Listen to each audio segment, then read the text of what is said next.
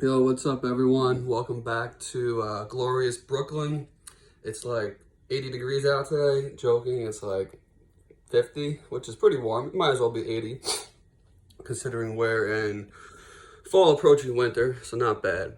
But today, hold on. Today, what I wanted to talk to you about was a little something called international marketing.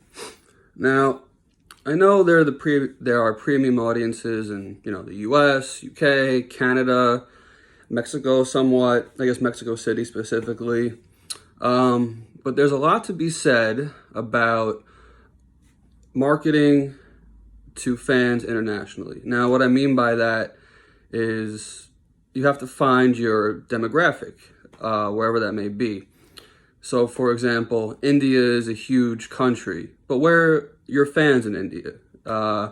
South America, many countries, but where are your fans in South America? There are fans in East Asia, but where in East Asia? Is that Singapore, Philippines, Japan, wherever it might be? Perhaps, I guess Australia is a little bit southeast. Now, the benefits of advertising there is that it's going to cost you a lot less, and usually almost 5 times less than it would cost you to advertise in the US. Now, depending what you're advertising, if you're advertising merch that you're only shipping in the United States, then of course targeting international fans doesn't make sense. But perhaps once you can run some tests and see the numbers, maybe it does make sense to pick up those shipping costs because you can wind up making money, even though it might cost you a little bit more to ship overseas. But the real benefits of targeting internationally is purely for brand building.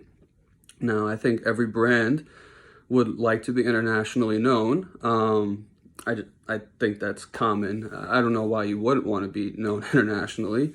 So when it comes to brand building, I think targeting internationally makes tons of sense. For example, spending a few $1,000s could net you, 10 to 15 million impressions overseas, wherever that might be. And these aren't just people, seeing your ads. These are also people that will click on it. For example, with that number in mind, you could be driving over 100,000 link clicks to any destination page, whether that be a website, a YouTube page, your own social media platforms. There's a lot of possibilities when you know how to make your money stretch. And I guess that's the point of this all. It's to make that dollar stretch. The dollar is still the strongest currency in the world, I believe, or, if not one of the strongest. So the conversion rates is really what you want to be looking at. That's how you'll find out where to be targeting. Between your demo and the currency exchange rates, that's how you'll know.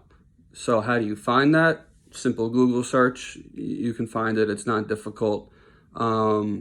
And once you can find the demo and once you can find the location, then it just comes down to interest targeting. And that's knowing your brand, testing out different audiences. I can't really tell you how to do that. That's something that's part of the art form. It's advertising, but the interest targeting is an art form in itself. You really have to get creative with how you approach it and how you structure the audience. Everyone's got their own way. I got mine. But again, this is something you got to figure out. So dig in there, do the research, figure out your audience.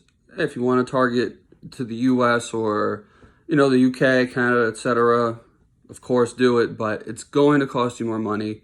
And again, if you're just interested in brand building, international is the way to go.